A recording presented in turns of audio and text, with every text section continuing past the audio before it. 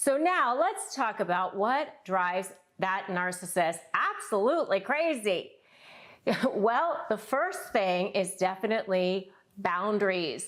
Narcissists hate boundaries, but you have to do this. This is more for you, by the way. Yeah, it drives them crazy, but this is for you and your own protection. And believe me, I know. And yes, I've had to deal with narcissists in my law practice, as opposing clients, opposing counsel, judges even.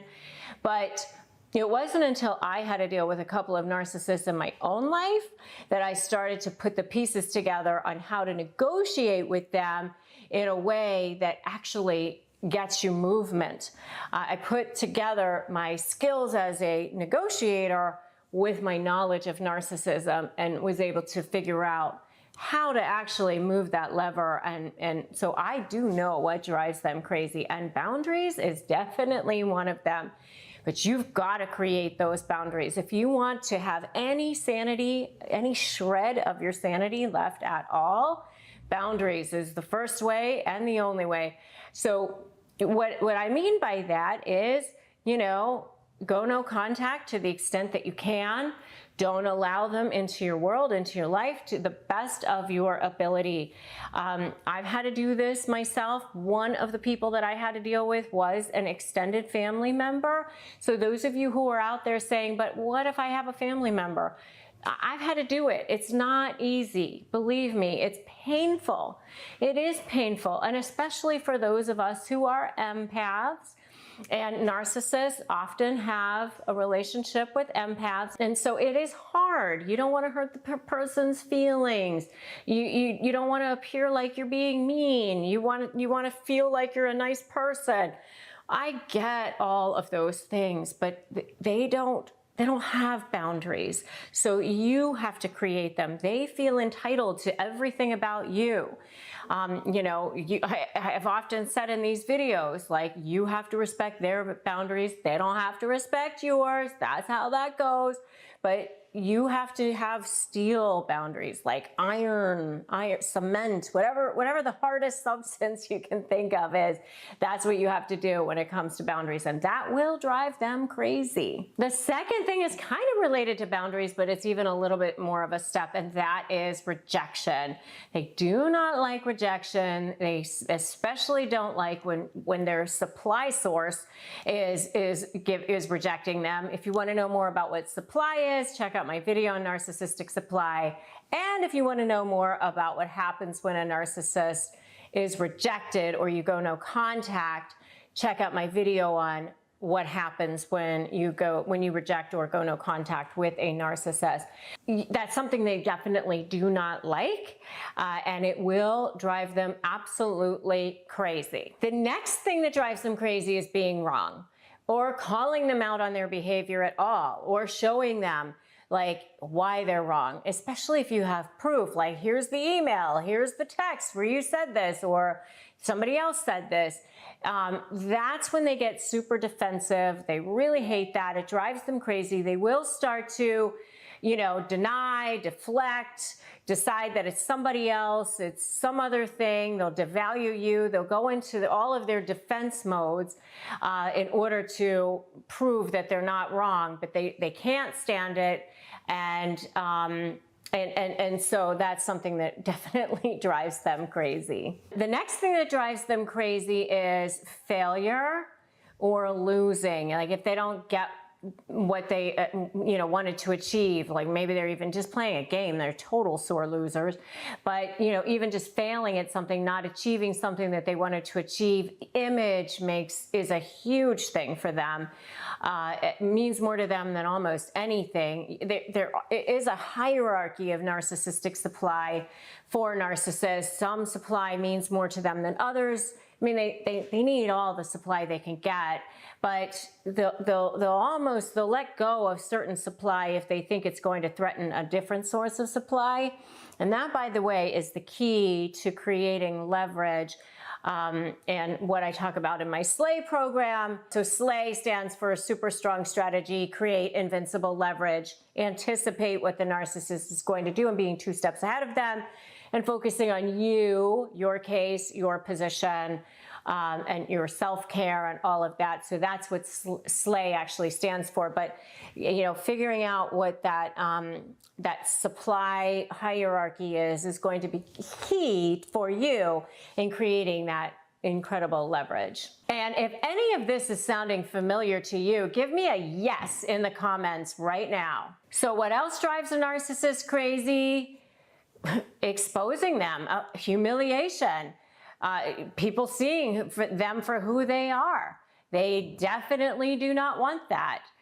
So, especially if it's in front of people that they respect or they like, or they need that particular supply source, that is definitely something they do not want. Another thing that drives a narcissist crazy is you moving on and forgetting about them. They can't stand that. They can't believe that you would have done that. And they'll continue to check on you and see what you're up to for years and years and years, because they need to know. They can't believe that you moved on without them.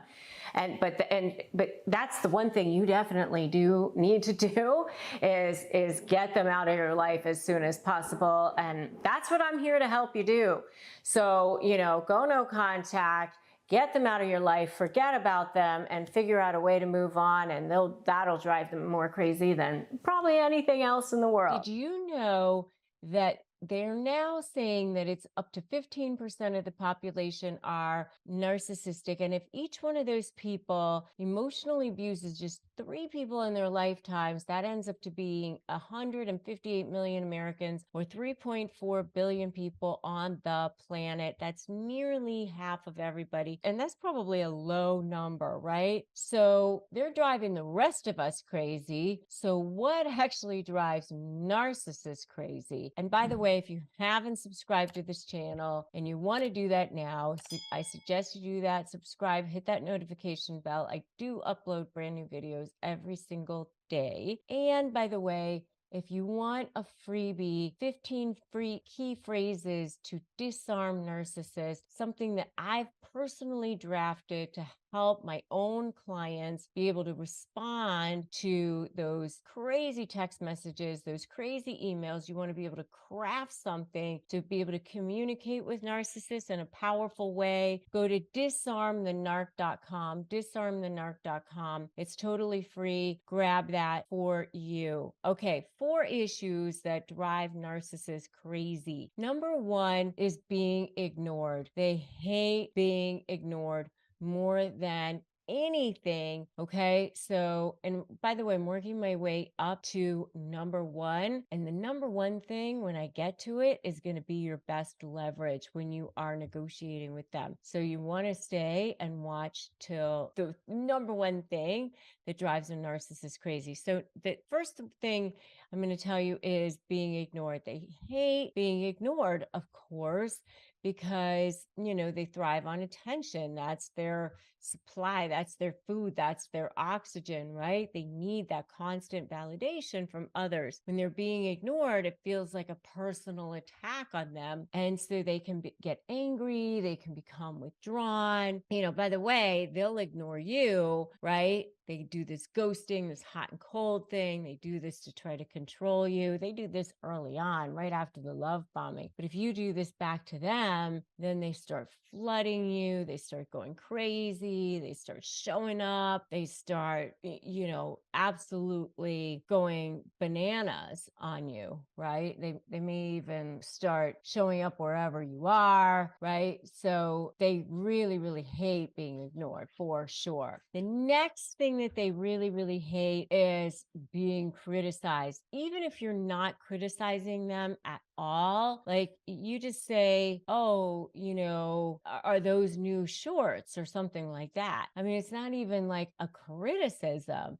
You're just asking a question. They see something sometimes as a slight, even if it's just a certain tone that you use sometimes, like you don't even have a tone. They hear tone. I always say narcissists hear tones like dogs hear whistles. Anything that they see as a perceived slight, they will absolutely go crazy.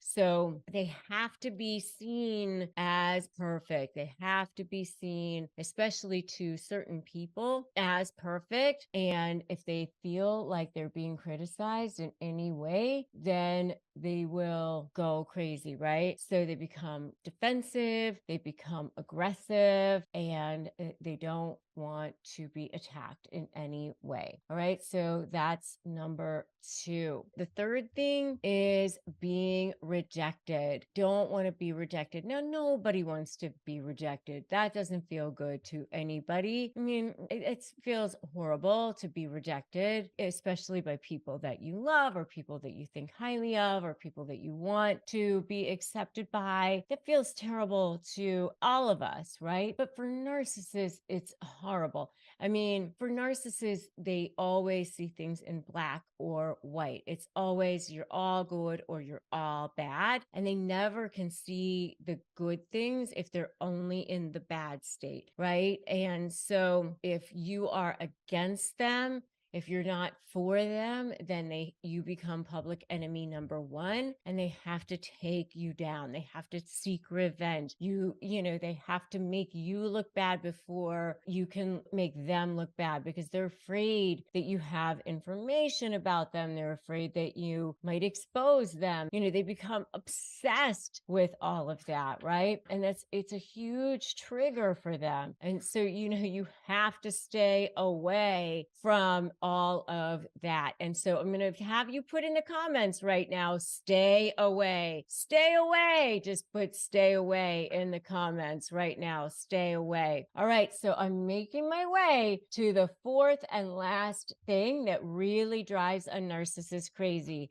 Have you guessed what it is? Do you know what it is? I'm telling you right now what it is. Ready? It's being exposed. Being exposed is the absolute worst thing for a narcissist. Being exposed, and that's where your leverage lies. Being exposed, especially being exposed to people that they think highly of, people that they admire, people that they respect, their best form of supply. That is the absolute holy grail for them. That is the absolute worst possible thing that could happen to them.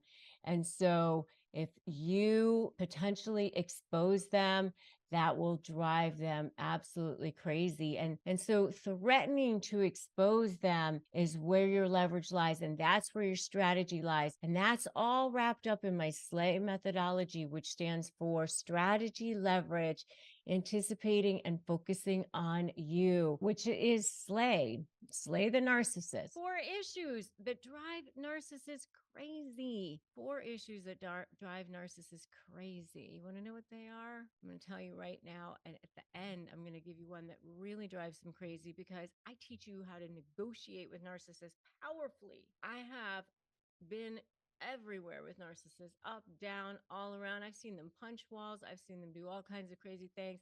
And I know how to tame them. I know how to get what you want from them. So here's number 1.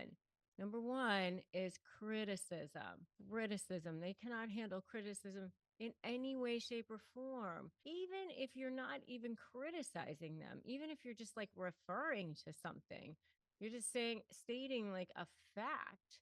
Well, this happened. They think that's criticism. Like, oh, well, we took a walk on the beach and it was raining that day and we didn't have coats on. Ah, that's a criticism. Okay, well, I was just referring to the fact that we didn't have coats on. Oh, that's a criticism. They like any little thing that they perceive as something slight, you're talking in this tone, you're yelling at me, you interrupted, whatever, like any little thing. They cannot handle any slight, any tone, even if it's constructive, even if it's like whatever. They see it as a personal attack, and they will react accordingly. They're extremely defensive, and it just makes it almost impossible to have a healthy relationship with them. You cannot have a healthy dialogue with them, because they're constantly on the defensive, they're constantly aggressive. They look at you as the one who has the problem. They look at you as the one who has the anger issues, or the one who's delusional, or the one who's being offensive. It just makes it absolutely impossible to have a conversation or interact with them in any positive or normal way. And they need to feel perfect at all times. They have to be above reproach at all times. Oftentimes, it triggers rage. They're extremely insecure. It just makes it extremely difficult to interact with them because they're just so easily slighted, so easily slighted. They so often cause their own unhappiness because they think that they're being criticized, or they think that they're being perceived in a certain way, and then they react in that way. And a lot of times it's not even what they think, but they go about life in that way, and it's very sad, but it is what it is. So number 1 is criticism. Number 2 is failure. They cannot handle failure. They certainly see failure as a reflection of their worthiness as a human being. That equals whether or not they should be existing on the planet, unfortunately. And a lot of us feel that way. So, we should never equate our accomplishments with our worthiness as humans on the planet, because we are worthy, we matter as humans because we are humans. We were born. Because you were born, you are amazing, you are incredible, you were meant to be here. It was like a 1 in 300 trillion chance that you were born, and you are special, you are unique. Accomplishments as a human being have nothing to do with, whether or not you are valuable. But narcissists, they have no inner sense of value. They have no feeling of inner sense of value, and so it's all a reflection of their worthlessness, and they go to great lengths to avoid how they look. So they want to look like they're successful at all times and perfect at all times. So they certainly cannot look like they're a failure in any way. And many times it's what's so crazy is that they engage in dangerous or risky behavior, which causes them to fail and fail badly. Then it definitely makes them look bad, of course, but then they're unable to accept that they failed. And then they, of course, blame it on everybody else, right? It's everybody else's problem. It's everybody else's responsibility. Deflect, and project, lie, deny, make it everybody else's fault. They see everybody else's inadequacies as the problem, as why they failed.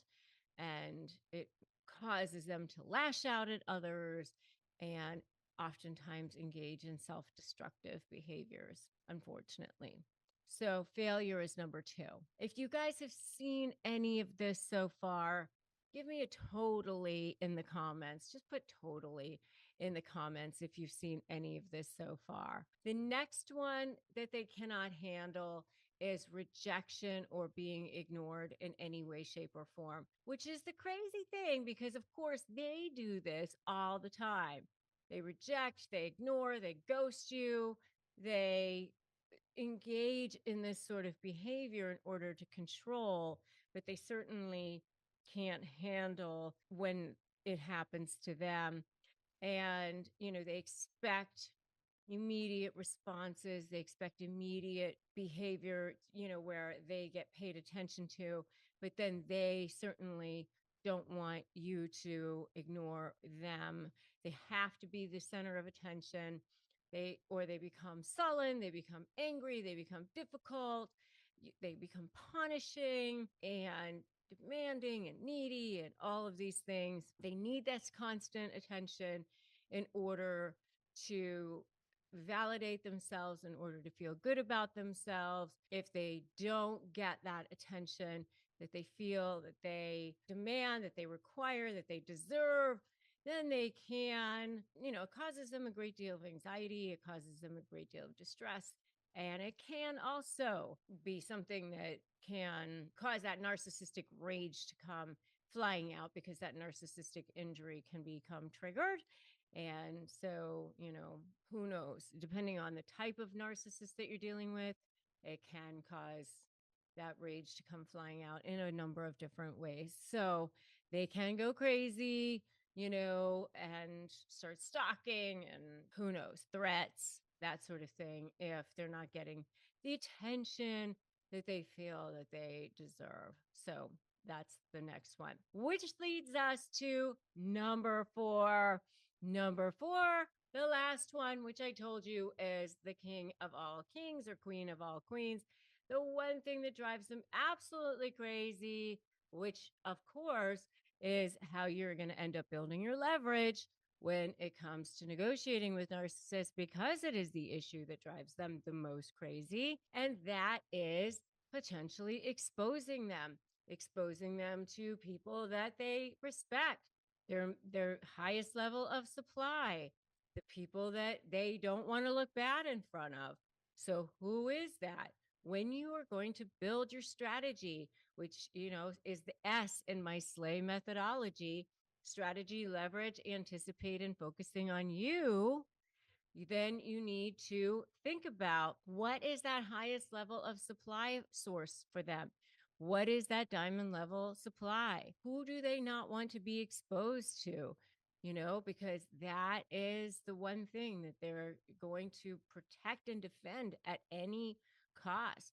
That is really what's going to trigger those feelings of insecurity, those feelings of rage, if they think that you are potentially going to expose them to those people.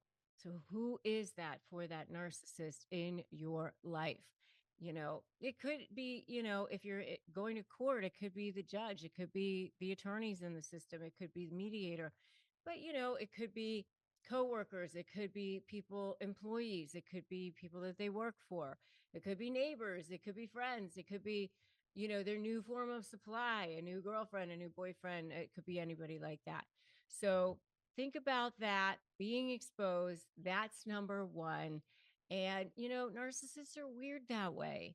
There's certain things that, only narcissists do. That's how it is with narcissists. So what drives that vindictive narcissist? What are those signs of that vindictive narcissist and what is driving them? It is a very common narcissistic trait to be vindictive, especially when they are really, really malignant inside. And the more pathological they are, the more likely it is that they're going to be vindictive. Because when you are dealing with a narcissist, you're either for them or against them. There's no black and white with them, and even when you're in a relationship with them, half the time it's so hot and cold. It's like we're together, we're not, all the time, push, pull, the whole time you're with them, because they don't feel anything that you can feel. They don't even notice. Like, if one of your issues is you don't feel loved, they'll just tell you every day, I don't love you. I mean, that's how it is with them. They know that's your Achilles heel. So they'll say those things when they're, mad at you, or they feel hurt in some way, because they don't have the ability to feel anything that you feel. I mean, that's just how they are. And it's extremely, extremely abusive. Yes. But is it personal? No, because they don't feel anything that you're feeling. And they're extremely, extremely easily slighted. So when they feel slighted, they want to lash out at you. And that's what really drives them. What really drives them is that they have a deep sense of shame. They have a deep sense of shame. They have a deep sense of hurt inside.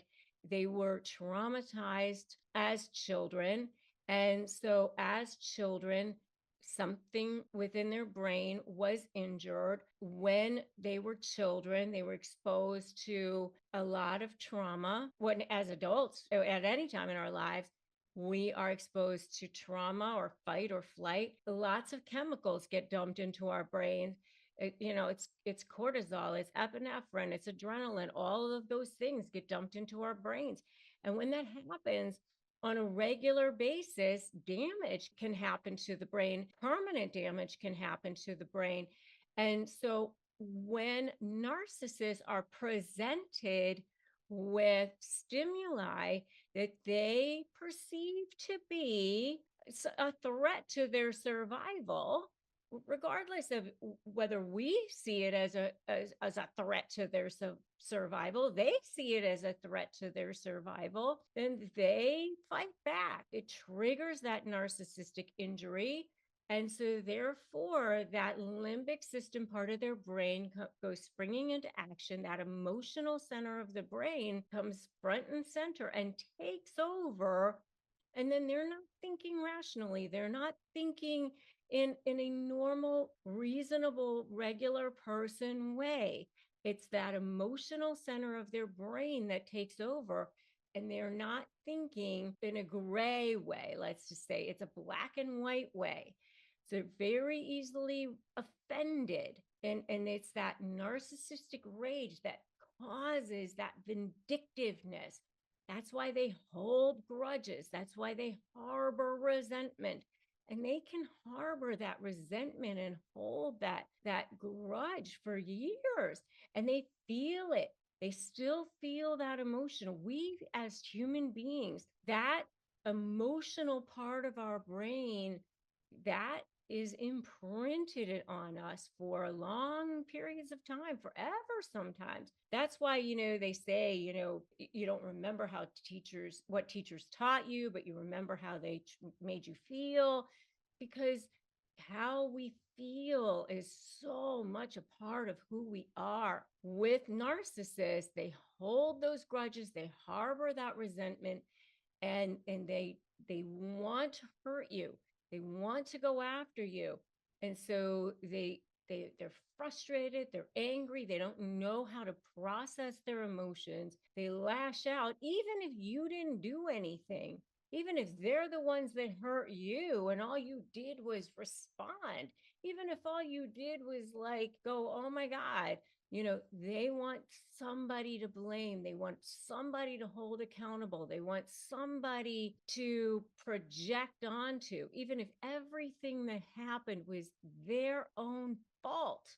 Even if they caused their own pain, they caused all of their own problems, they have to have somebody to blame. They have to have somebody to hold accountable for all of it. If you're the one that's there, standing there, then you're going to be the one. You're going to be the one that has to take that on. And they don't know how to properly process their pain. They don't know how to properly process through their emotions. Many times they're still emotionally 5 years old or 6 years old or 7 years old. And so they're extremely impulsive and immature many times. You're not dealing with a rational, reasonable adult who knows how to express themselves. They're actually a child who often is like having a tantrum, or they feel stuck. And so they're frustrated and they have to lash out. They are very vindictive as a result. And so they have to get even. And how do they do that? They weaponize you. They weaponize the court system. They weaponize people. They weaponize whatever they can. And that's why, I do recommend that you grab my Crush My Negotiation Prep worksheet. If you are dealing with them in a negotiation setting, it's a free 15-page ebook that has helped literally thousands of people win their negotiations. So definitely grab that if you're dealing with the narcissist in a negotiation setting, for sure. That will definitely help you. And if you've seen any of this, give me an I've seen it in the comments, because I'm sure you've seen it.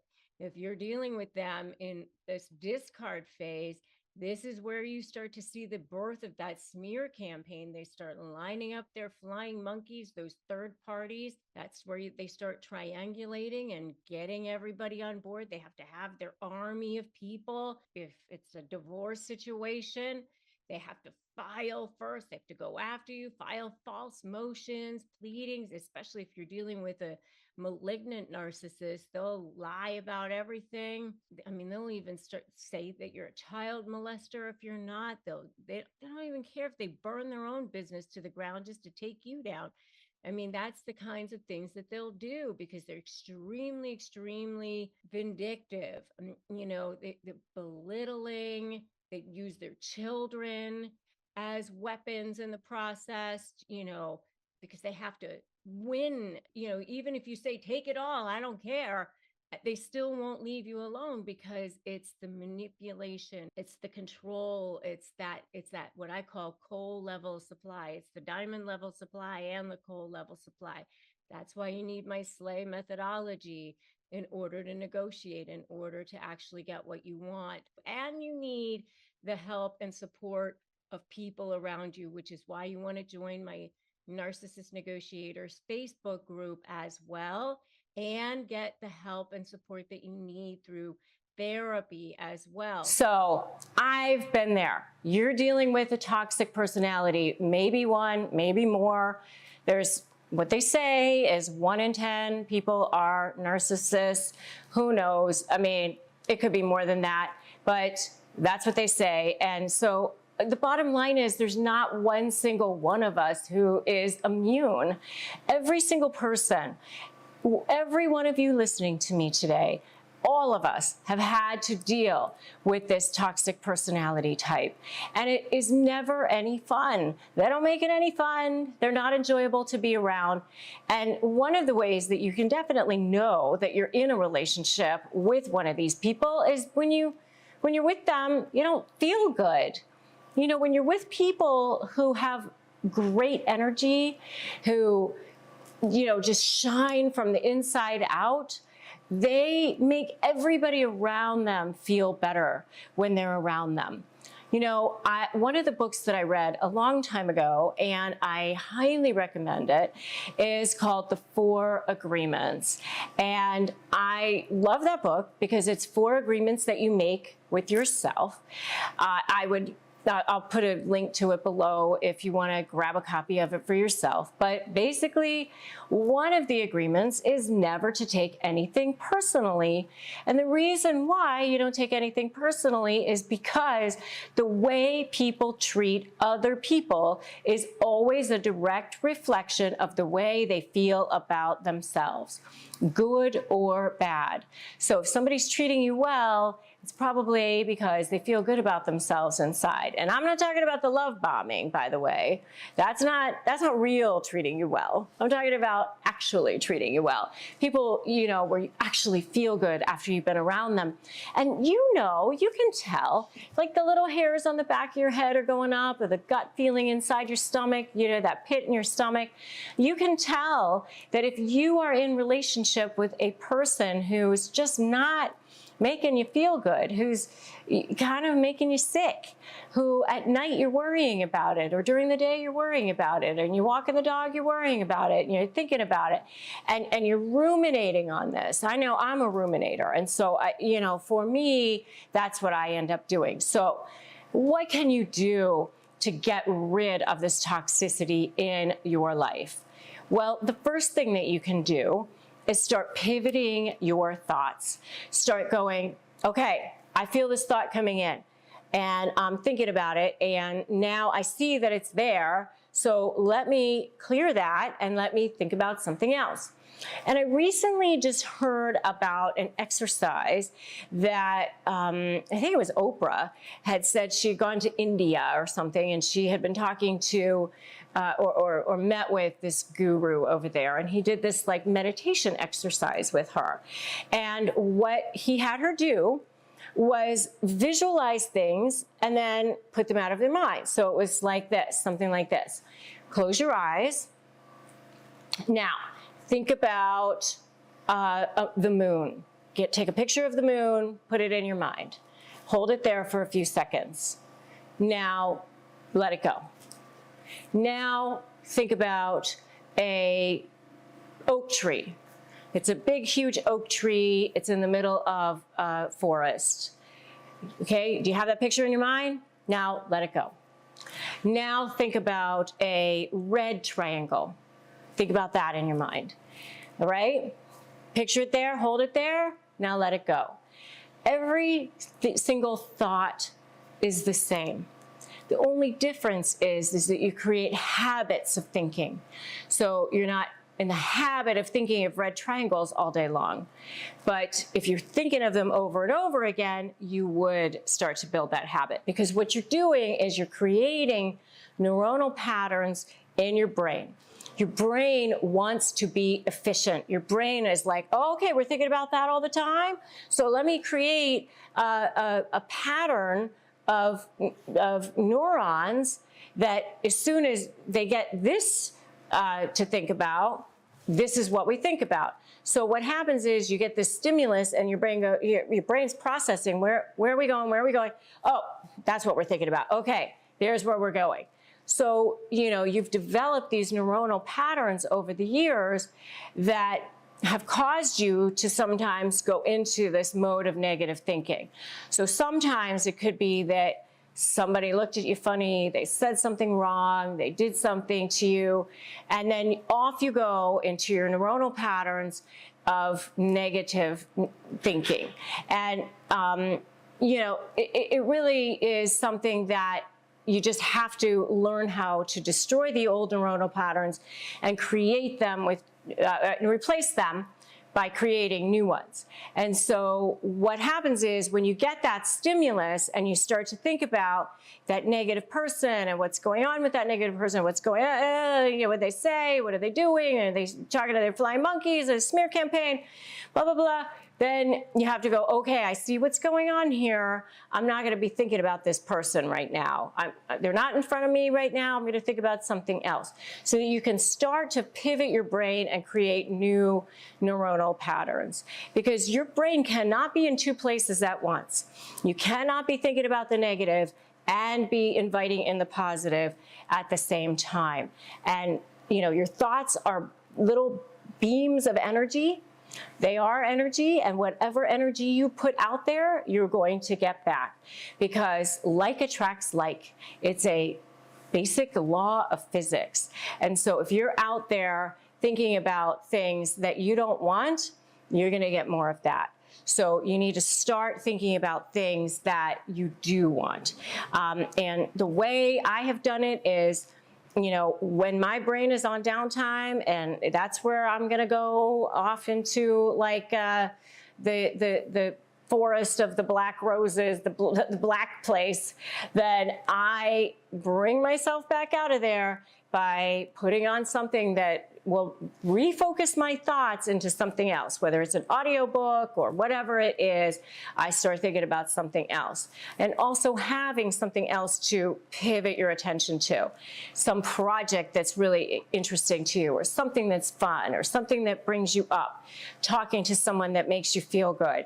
Anything like that. So pivoting yourself is one of the best ways to get rid of that negative energy of that narcissist. The second way that you can do it is start to say thank you. Gratitude shifts your energy immediately, because you cannot be in receiving mode and feeling grateful at the same time that you're feeling terrible. And so when you start to spiral into that feeling of, you know, why is this happening to me? And why am I being targeted? And why are they doing what they're doing? You're gonna get more of that. So you stop yourself, you say thank you. Thank you that I have breath. Thank you that I have the opportunity to get out of this relationship. Thank you that I have a community of people to support me. And if you don't have your own community, join me in my free private Facebook group, Narcissist Negotiators at Rebecca Zung, huge community there. So there's always, always, always something to be grateful for. So that's the second thing you can do, is just say thank you. Just stop whatever you're doing and just say thank you. I have, along with many of you, been following the story of the beautiful Gabby Petito. It has touched me in a very personal way because I have two daughters, and one of my daughters is actually not that far apart in age from Gabby Petito. I have a 19-year-old daughter who is a beautiful blonde haired girl like Gabby, and my heart so much goes out to the Petito family. And I mean, gosh, she's all of our daughters, isn't she? I mean, just beautiful and had her entire life ahead of her. And here she is wanting to just have a life, wanting to get in a van and blog and do an Instagram and be on YouTube and have a boyfriend, do all the things that girls want to do. And she just fell into the hands of the wrong guy. So, a guy who was very charming, I'm sure, at the beginning. And they jumped into a van. Just so you know, for those of you who don't know a lot of this story, they jumped into a van at the beginning of July. They were going across country. They were going to be blogging about their story and visiting national parks, and it was going to be fantastic. And it started off wonderfully. They were putting stuff on social media about all the wonderful things that they were doing.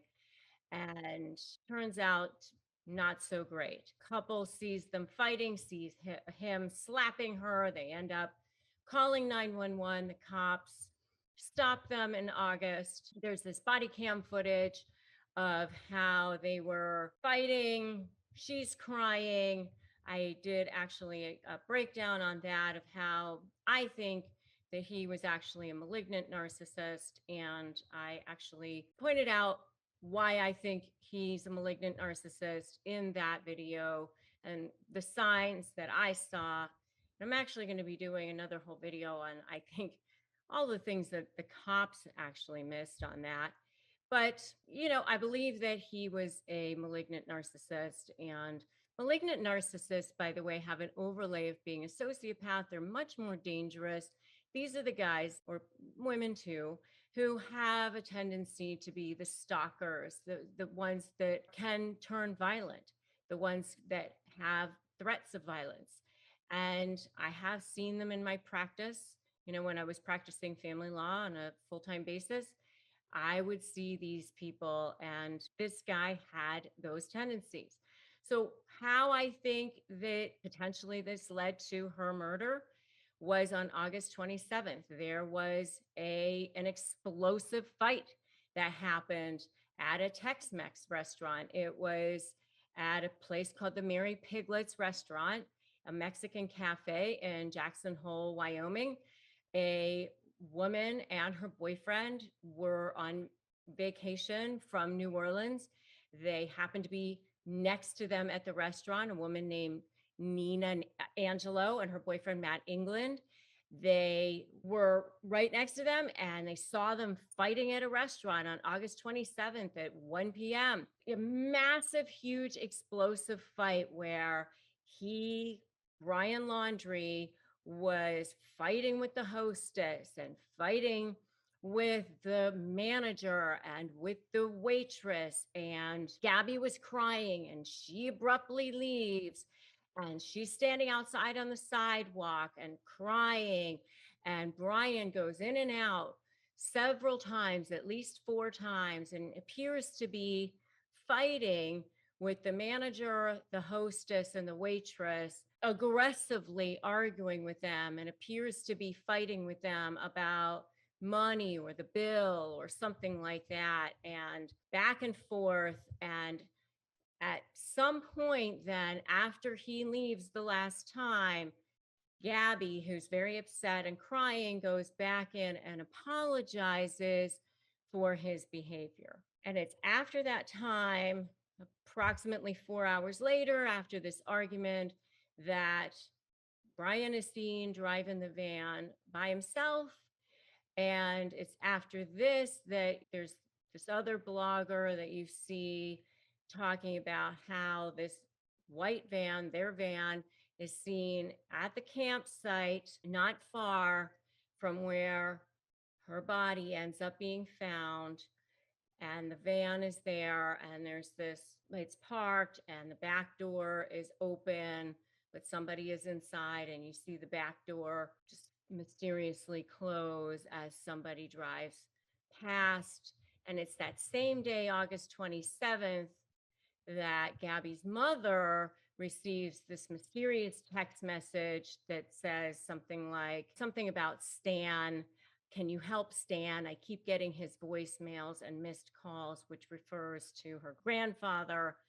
But her mother found it very odd because Gabby never referred to the grandfather by his first name. And then it was a few days later that she got another text message about them not having service. And Gabby's mother now believes that neither of those texts were actually from Gabby herself. So, how could she have been murdered that day? Well, it's possible that he was super angry. We know that he was already in a rage. We know that he was already angry at the waitress, the hostess, and the manager, who were all women, by the way. He was already aggressive. He was already angry at them.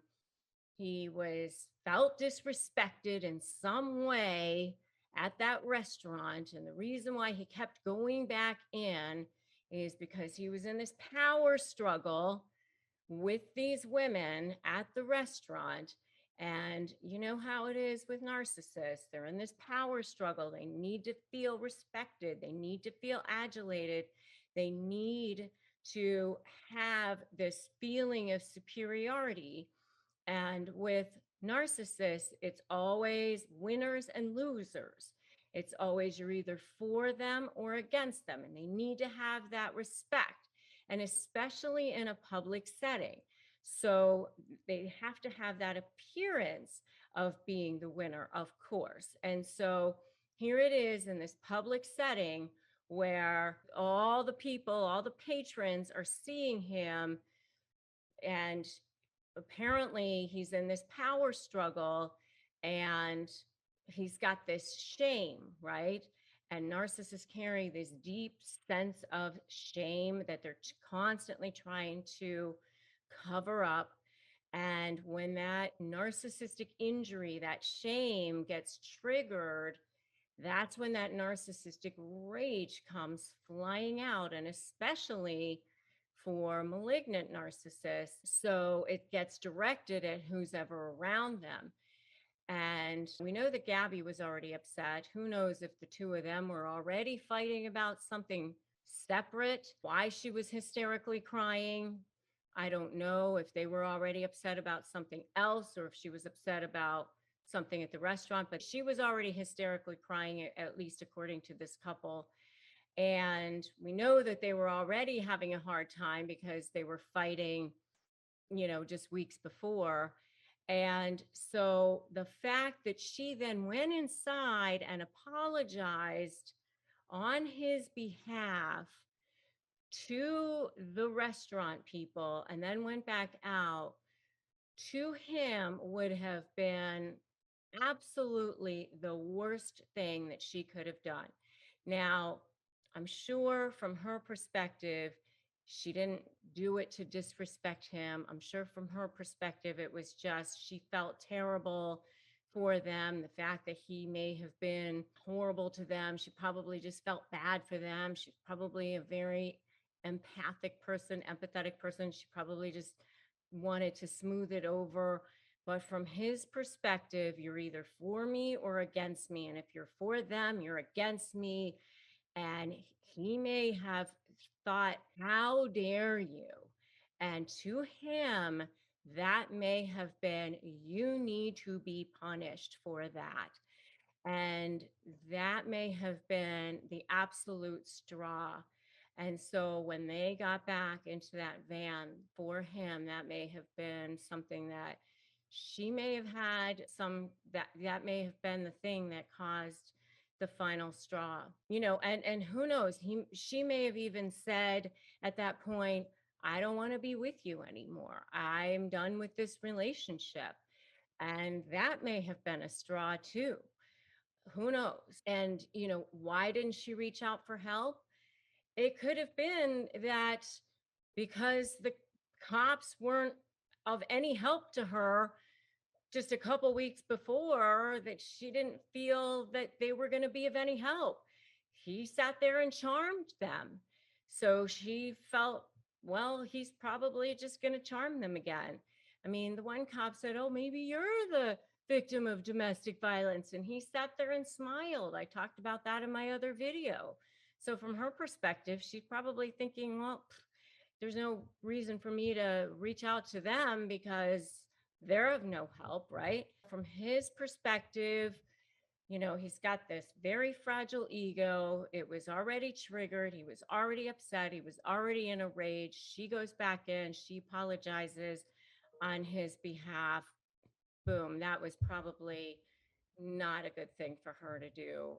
From his perspective, he may have said, that's it, you're done, you've got to pay. So I do want to just address, if you are in a situation where you are unsafe, where you do need to get out. I am going to post the domestic violence phone numbers again, just as I did in my last video.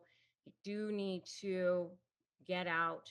I do want you to have a plan for your escape, as I mentioned before, so that you don't ever have to return, because it is absolutely much worse if you do have to return. So if you can have a stash of cash, that would be ideal.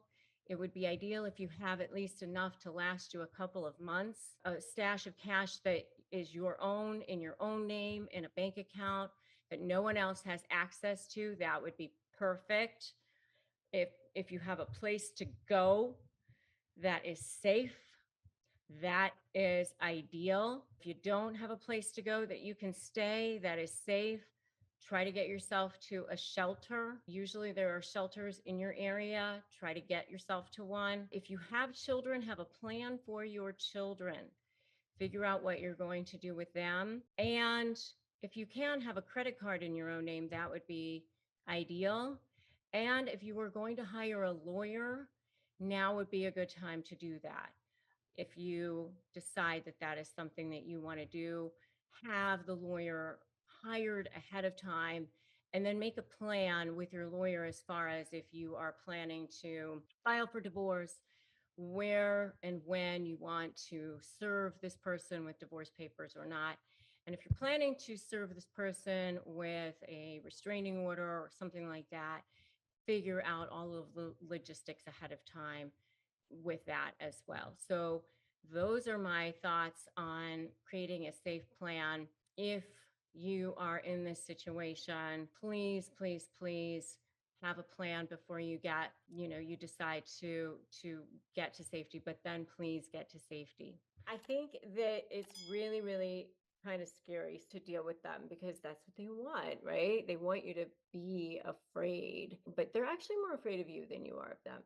Really are. I promise you that that is so true. By the end of this video, I'm going to wait till the end to give you the biggest one, the biggie, the hairy one, the big, big, big fear that they have, because that's the one where, when you're creating your leverage and your strategy, which is part of my whole slay method, that it's like killer, that you can turn everything around based on this one. So wait until the end. The first one, though, that I'm going to give you is fear of being ignored. That is massively huge, because they crave attention and validation, and ignoring them and giving them minimal attention can drive them absolutely crazy. So if you're in a heated conversation and you deliberately disengage, focusing on something else can disarm their attempts to dominate the situation. So expanding on that concept, they're thriving on admiration and acknowledgement. That's fuel, right? That's fuel for their ego. But if you deprive them of that, it disrupts their sense of importance. Practical example of this is in social settings.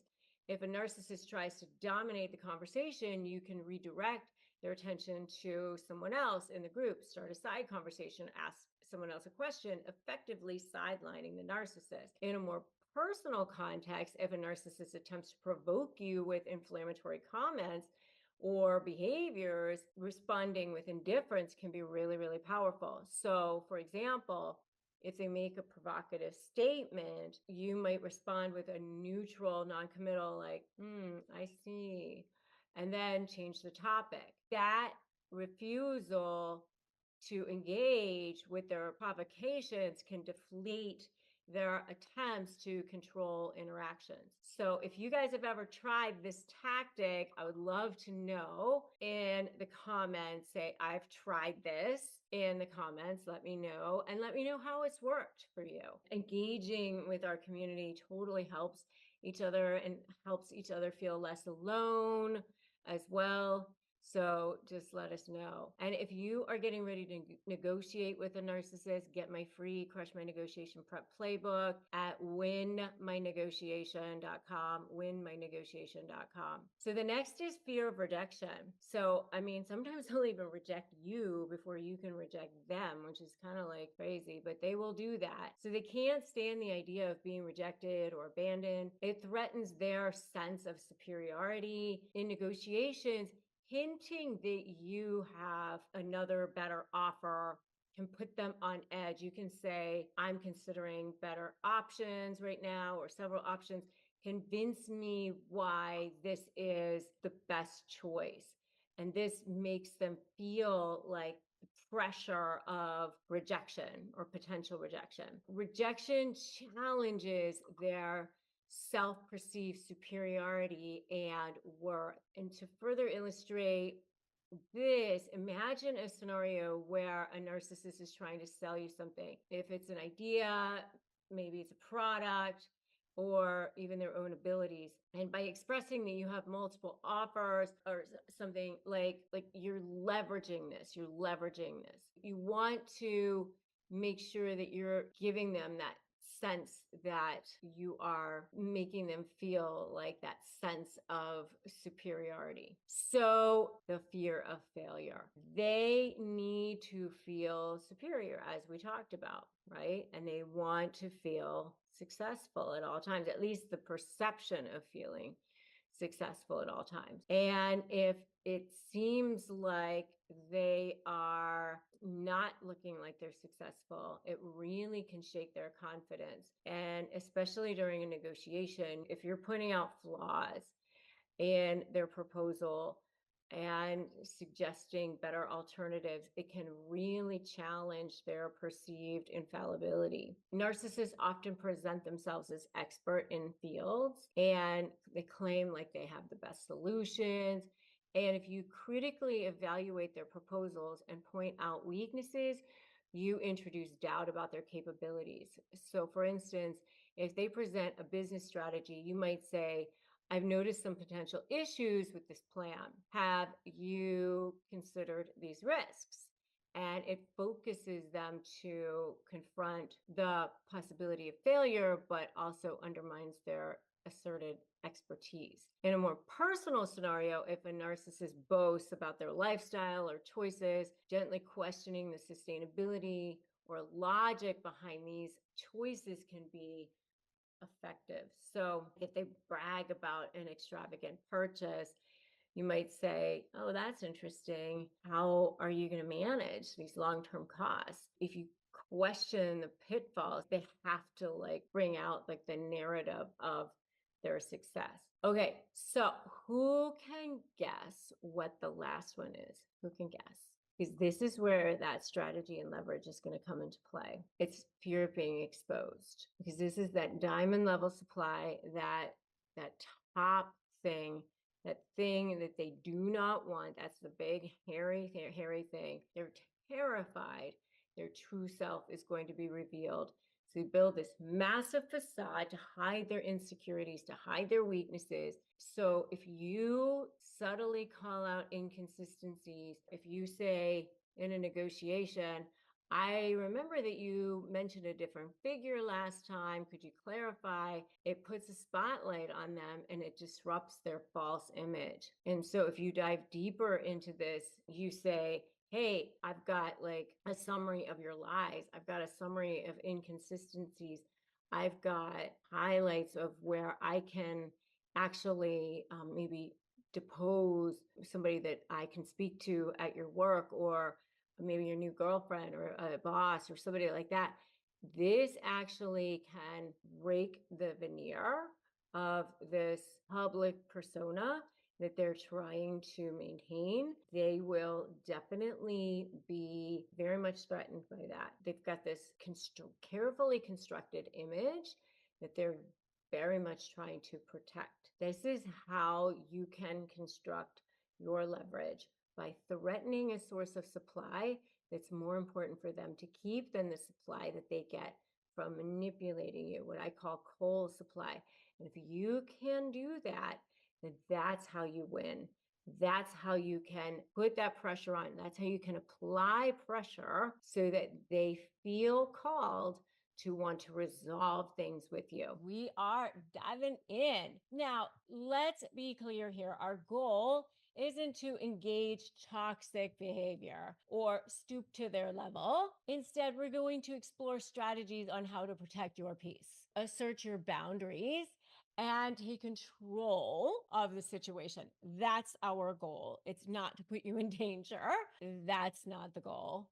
The goal is to break you free, to wipe them from the CPU of your life, to get you into authentic power. If you are so ready to have power, I want you to put power in the comments right now. Power. All right. So, how exactly do you do that? Because once you have true, authentic power, that's what's really going to drive a narcissist insane. But how do you get there? Number one is stop reacting emotionally. One of the things that really gives them supply, feeds that ego, feeds that need that they have, that keeps them attached to you, is when you get going, when you're triggered. They try to bait you. They do everything they can to try to bait you. They go fishing. They go and they reel you in. So one of the most effective ways to drive them insane is to don't get sucked into the mud. Because once they go sucking you in, now you're pulled in, sucked in, dragged in, and you're down in it with them. Now you're here. Now you're there. So control your reactions. So put this invisible shield down around you. And I always say, step one, don't run. Step two, make a U-turn. Step three, break free. But start looking at them as if they're a toddler having a tantrum on the floor. Start picturing them like as if you are just, oh, okay, you done yet? All right, well, good. All right, well, we'll just see you later when you're done. Kind of looking like that, as if you're just a spectator watching. So one of the most effective ways is controlling your reactions. They thrive on that drama, trauma, and chaos. Stay calm. I always say SOS. Stop, observe, take a breath, and then speak. Deprive them of that fuel. Deprive them of that emotional fuel they crave. They're addicts. They're addicted to your emotional reaction. They're addicted to that supply. So if you're in a healed discussion where you are healed, where you are fully whole, and you're not reacting, you just took a deep breath and you just spoke with a calm, measured tone, it will throw them off balance, and it will diminish their control over you. So if you're like at a family gathering and they try to bait you, they try to control you, they say some snide remark, just say, oh, thank you. Thank you for the feedback, whatever, and just walk away. This non-reaction can be incredibly frustrating for them. If you're at a work meeting and a narcissistic colleague tries to undermine you by criticizing your work, instead of like getting angry or respond, just say, oh, thank you for the perspective. I'll consider it. The neutral response not only takes the wind out of them, out of their sails, it just sucks it out. It also shows them that you're composed, professional, and it further isolates who the narcissist is, right? Next is set firm boundaries. Teflon around you, that invisible shield down around you. They hate boundaries because they want to limit their power over you.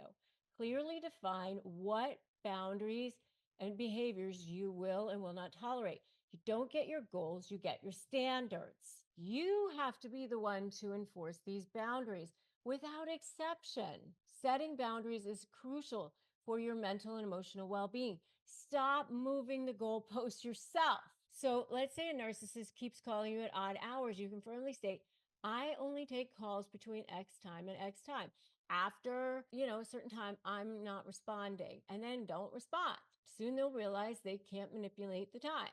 If they're borrowing money from you and not paying you back, you can say, I'm not going to lend you money anymore until you pay me back. It's important for me to manage my finances responsibly. I can't lend money anymore unless you pay me back. Enforcing these boundaries consistently, even when they try to guilt trip you, is so important. Just be unyielding. This is what we agreed to. And make sure that you have subscribed here and hit that notification bell, because subscribing here will help you too, because this is where you will make sure to get all the latest strategies to empower yourself and become more and more strong. All right, so subscribe, hit that notification bell. Make sure to like this video too, so that you can share it with others. The next thing is use the gray rock method. What that is where you just become as uninteresting and unresponsive as possible. So you just give short, bland answers so that you're less appealing to the narcissist, because they're going to try to get supply from somewhere. Remember, they're addicts. They got to get their fix from somewhere. If you're not going to be the interesting one who's going to give them supply, they're going to go somewhere else to get it. So if they just try to provoke you, they try to bait you, they try to trigger you, then you just say things like, okay, sure, I see. That's interesting. They'll look for a place somewhere else because you're not giving them what they want anymore. Okay. Over time, they'll just find a different source. So if you're at a social event, they're bragging about their achievements, they're trying to get a rise out of you, you just, oh, that's nice, good for you. This lack of interest, this lack of validation is not going to be enough for them. They're going to have to go find it somewhere else. The next thing is to focus on yourself. They want to focus on them all the time. And so if you are not focusing on them with people who are supporting you and you're investing in your own personal growth, this is just going to frustrate them. You're shifting the attention away from them now. You start a new hobby, you join a club, you are with people who are uplifting you. They're no longer the center of your universe. That's not going to fly. They want to continue to be the center of the universe. If they start to have a little tantrum about it, well, you just have to let them know that life isn't revolving around them anymore. Okay. And then the next thing is documenting everything. Document, document, document. Because as you are starting to change the game, things aren't going to be as hunky-dory with them. You're going to be having little tantrums. Just remember, they're going to be the worst right before they give up, just like babies. Keep detailed records of every interaction, every text, every email, every witness, everything. Just remember that everything that you put your hand to is a potential trial exhibit or a negotiation exhibit too. So be careful. But documentation is a powerful tool for holding them accountable, and you'll start to see patterns emerge, and this becomes your leverage. So you got to have a strategy, you got to have leverage, but document abusive emails, abusive situations, texts, conversations, things when they didn't show up on time, when they broke promises. It helps you demonstrate the power of their string of bad behavior. You will find it becomes excellent when it comes time for negotiating with them. There's always going to be something that will emerge. Keep a detailed log of everything. When you have divorce battles, custody battles, battles with your business partner, a boss, a probate situation, a defamation situation, all of these detailed journals of incidents, dates, times, timelines All of this is going to be super crucial. This record will support your claims. If you've got a court case, you've got a negotiation, you got a mediation, arbitration, you will show patterns of behavior. It will make it really hard for them to gaslight you or gaslight the court or whoever and manipulate the facts. All of these things will drive the narcissist insane. You will pin them in. You will be able to get what you want. You will be able to present the options that you want. You will be able to get where you want to go. And more importantly, you'll be able to escape. We're going for power here. We're going for freedom. That's what we're going for. Freedom, right? These strategies are designed to help you regain control of your life, protect your peace when it comes to dealing with a narcissist. This is about you. This is not about even them. This is about you. Talk about, I mean, this is going to be so good. I just, and I wanted to say that you have actually been happily married now, remarried Yes. for 22 years. Yeah, I think together 25, married 23. Yeah. Yeah. Okay. 23. Yeah. Yeah. So you actually went on to have a whole new life after, and which is amazing. This is so good. So we're talking about your previous marriage here. So I want to go back. You grew up in New York. You were born in England, I think. Yes. Hence the Duchess of Bay Ridge. That's why he gave me that name. Okay. But you grew up in Brooklyn. New York City, in Brooklyn. Yeah. And you were super young. You meet Jordan Belfort at a party. Correct. And you were modeling, I think, at the time. Yes, I was. Yes. But you were like 22, right? Yeah. Yeah. Okay. So you meet him at a party. What happens? Yeah, so I was 22 years old and modeling and living in the city and having, pretty much the time of my life as a 22-year-old should be, right? Yeah.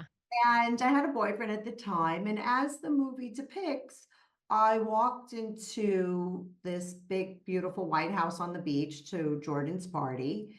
And as soon as I walk in, I can tell, I get a very eerie feeling. All the people, they seems like there's something wrong with them. They just seem out of their minds. And now I know, of course, they were on Quaaludes. I didn't even know what a Quaalude was, when I walked into the house. And so that was very interesting. And I really didn't even meet Jordan that long. We didn't have that long engagement as it shows in the movie, but was true is someone did expose themselves to me. And at 22, I was horrified and felt so much shame from that. Ironically, we feel shame when people are weird towards us, but that's what happens. And so I said to my boyfriend, we got to get the hell out of here. And by the way, he was married. He was married at the time. So I didn't even think about it again, except for the fact that those people seemed strange. But what would happen is that he had a white Ferrari Testarossa that he took the muffler out and put in a muffler that you can hear no matter where he drives, which kind of makes sense, right? Mm-hmm. So I would just hear his Ferrari circling around my house and I would see him in the Hamptons. But again, I had no idea that he was interested in me. So how do you end up seeing him again? So what happens is that he actually says to a mutual friend of ours, not a very close friend of mine, I'm going to make you $15,000 in the stock market if you get Nadine to come to dinner with us. Now, I didn't know this, right? So it was a total setup. And yeah, at 22, of course, you're super naive. And this woman kept calling me and I was like, all right, I'll go to dinner. Like I kept blowing her off, honestly, because I didn't want to go. And so she said, oh, that guy Jordan's going to come. And I said, what's he coming for? Isn't he married? She goes, what do you care? I said, I don't care. I just think it's strange, right? So even my gut then, which I overrode, thought it was strange. And we sit down on 3rd Avenue at Mezzaluna, comes out of his white Testarossa with his cowboy boots on and sits down and we just start to talk. And he's charming, he's magnanimous, he's bright. I'm from Brooklyn, he's from Queens. We get along fabulously. Then when he asked to drive me home. He basically, your friend basically took a $15,000 bribe for to set me up. And so we weren't good friends. It was just an acquaintance. And then as he's driving me home, I'm like, oh, I think this guy likes me. And then the next day, I had 1,200 square foot of flowers in an 800 square foot apartment. And did you know that he was married? Yeah, well, because I said to her, isn't he married? Oh, yeah, Right? you did say that. You Yeah. knew he was married. So I knew he was married. So that's why I thought it was strange. Did you ask him, like, are you still married at the time? Yeah, sure. I don't even really remember our conversation, but I'm sure I did.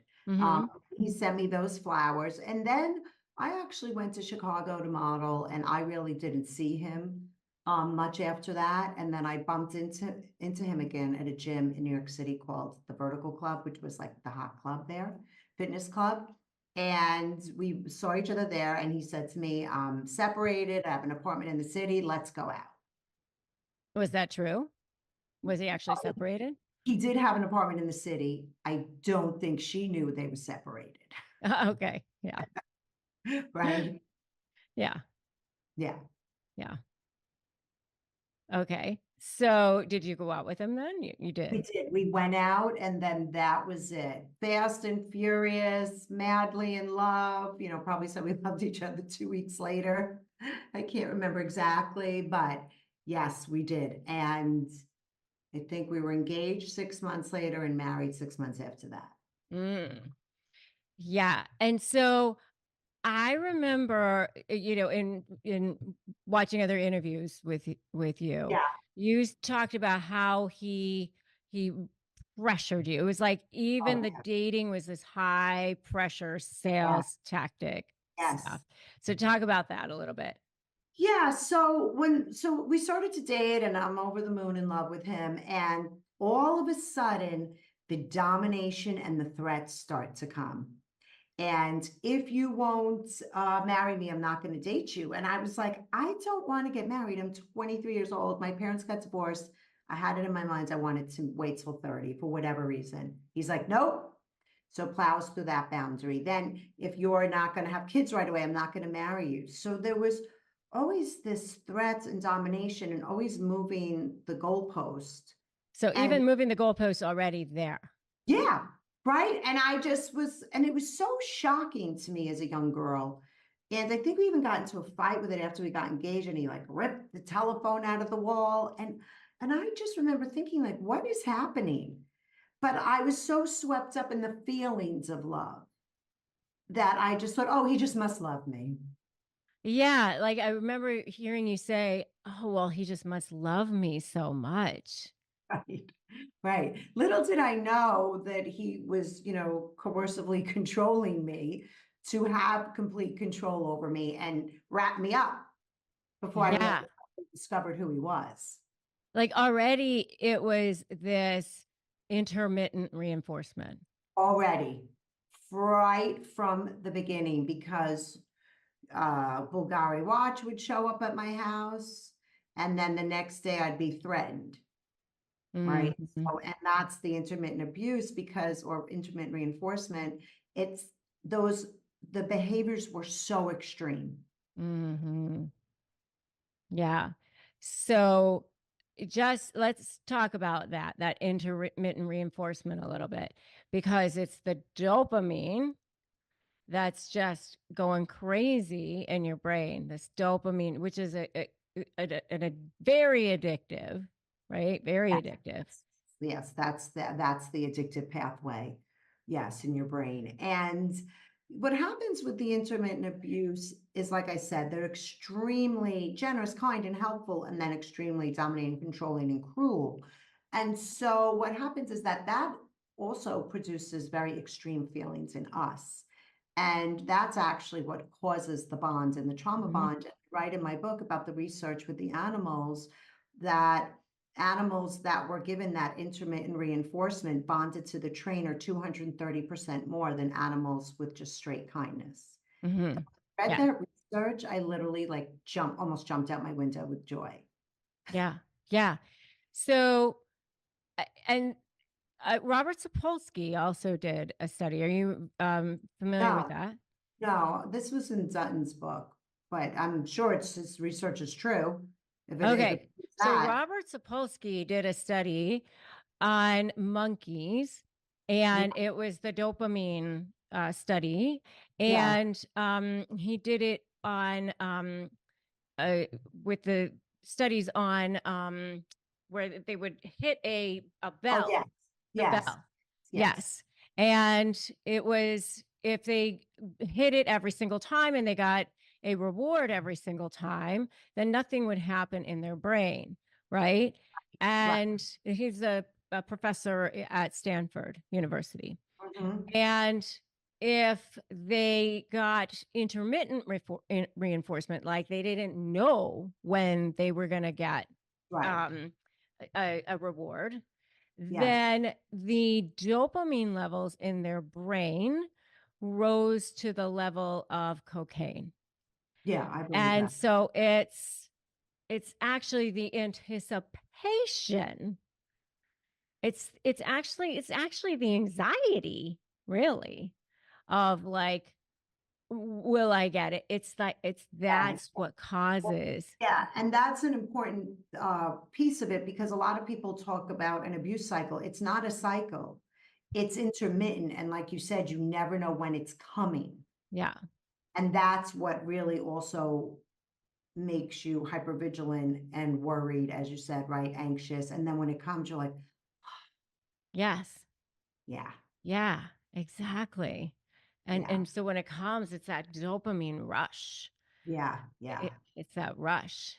yeah, Yeah, exactly. And so talk about, I thought this was so fascinating, so fascinating.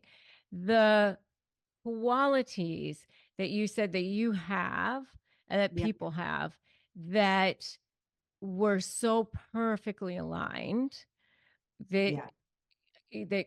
that were like caused you to stay in that relationship longer Yes. than you probably should have.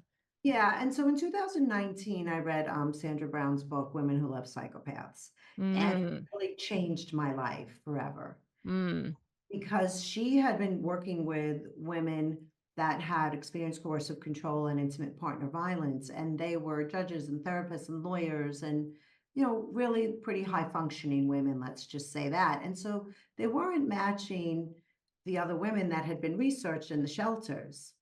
And so she started to give them all the 5-factor model of personality, which is a personality test that measures traits: openness, conscientiousness, extroversion, neuroticism, and agreeableness.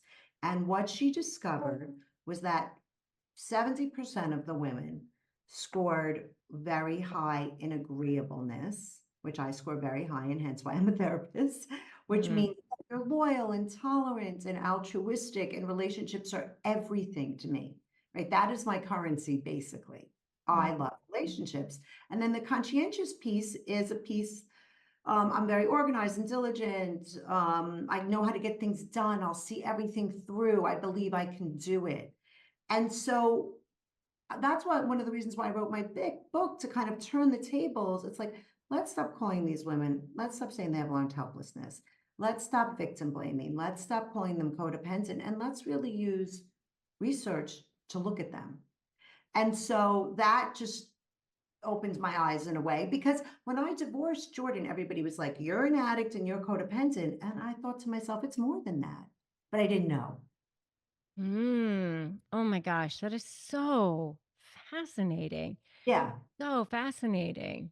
Really Yeah. so fascinating. So in some ways, it's almost like there's an independence factor to it in Yes. a way, but Yes. there's also eh, there is a level of where you think that you can fix this person. Exactly. Yes. Yes, exactly. That's, and once one of my therapists said to me, well, he goes, you were so grandiose, you thought you could fix Jordan Belfort. What's wrong with you? And I said, yeah, well, I'm conscientious, right? Hence why I got my PhD. Like, I like to see things through, and I'm a very hopeful individual. My name actually means hope. Nadine means hope. Uh, Hmm. and hope is the hook too. Hope is the hook. Hope that they're going to change. Yeah, Hope. and I thought my love would be enough for him to change, and of course it wasn't. Mm. That Hope was is the hook. Hope that they're going to change. Hope that the relationship is going to be enough for them, or hope that that if you um, have children, maybe they'll change, right? If they move, if they go to therapy, right? And then, but nothing ever materializes. right.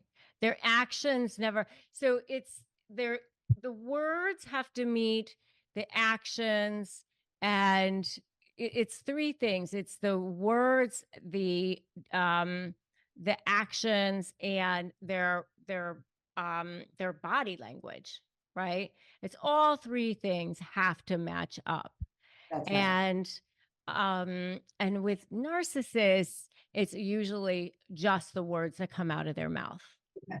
It's just the words that coming out of their mouth. Yes. It's rarely all three are matching up. Yes. Rarely all three. Words never match actions, unfortunately. Yeah. I mean, their words, their body language, and then actually doing Right. That's what they right. say they're going to do. So during your marriage, then you get married, and at some point, he actually starts. Well, he's doing drugs. Yes. Yeah. So Massive. was he doing drugs like before the marriage too? He was slightly doing a Quaaludes at parties, right? Because at that party I go to, right, they're all on Quaaludes. So he certainly was doing them, but more socially, like one. But then what happens, of course, if you have addictive personality, then it becomes 5, then it becomes 10. Yeah. So the drug addiction to the Quaaludes was very intense. Mm-hmm.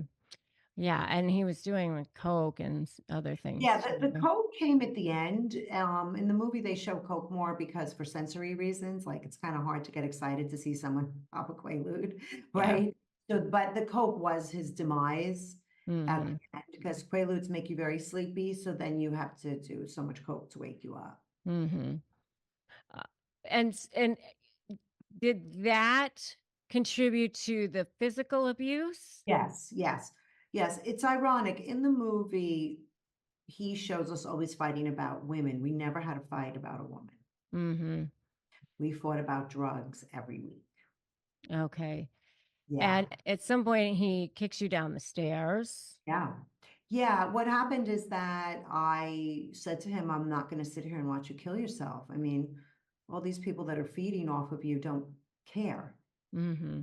But I do care. You're the father of my children, and you need to get sober or I'm going to leave you. And that's when he went crazy. He took all my clothing and jewelry and threw them in the fireplace and lit them on fire and Mm. screamed at me. Mm.